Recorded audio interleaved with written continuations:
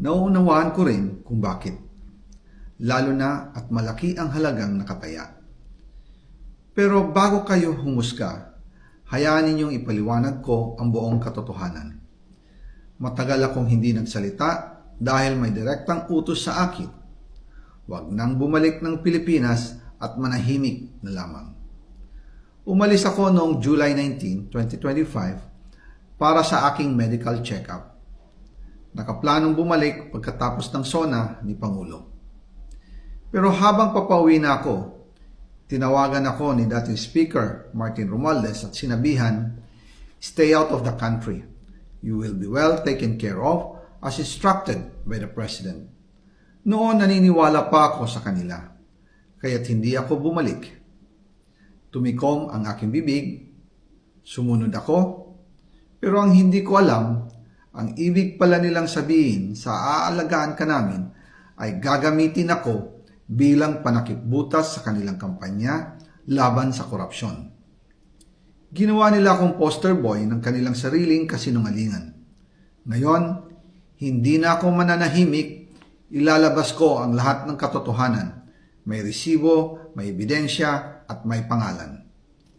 Nagsimula ito nung tumawag si Sekmina Pangandaman sa akin nung nagumpisa ang BICAM process last year, 2024. Ang sabi niya, katatapos lang ng meeting nila ni Pangulo at may instructions na mag-insert o magpasok ng 100 billion worth of projects sa BICAM.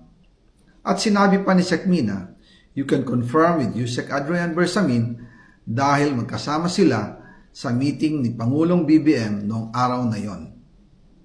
Tinawagan ko po agad si Yusek Adrian Bersamin at tinanong ko kung may instruction nga ba ang Pangulo na magpasok ng 100 billion during their meeting.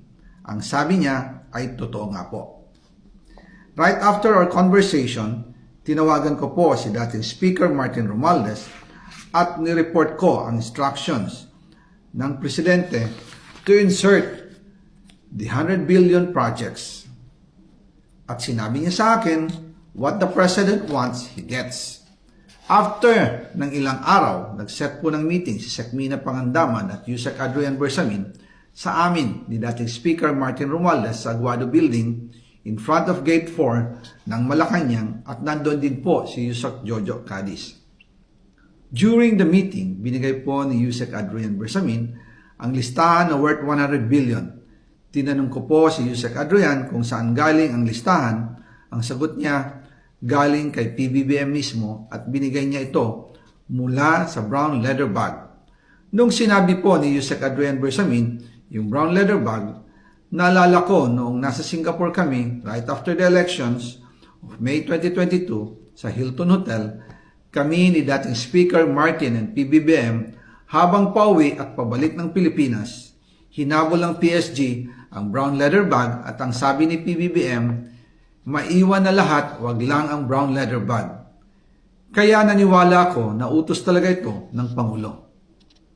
Pagkatapos ng ilang araw, I informed sina dating Speaker Martin Romualdez, Sekmina Pangandaman, Yusek Adrian Bersamin, and Yusek Jojo Cadiz na kung pwede 50 billion lang ang ipasok sa program funds dahil sobra ang DPWH funds versus sa DepEd. In practice, hindi pwede na mas malaki ang budget ng DPWH kaysa edukasyon.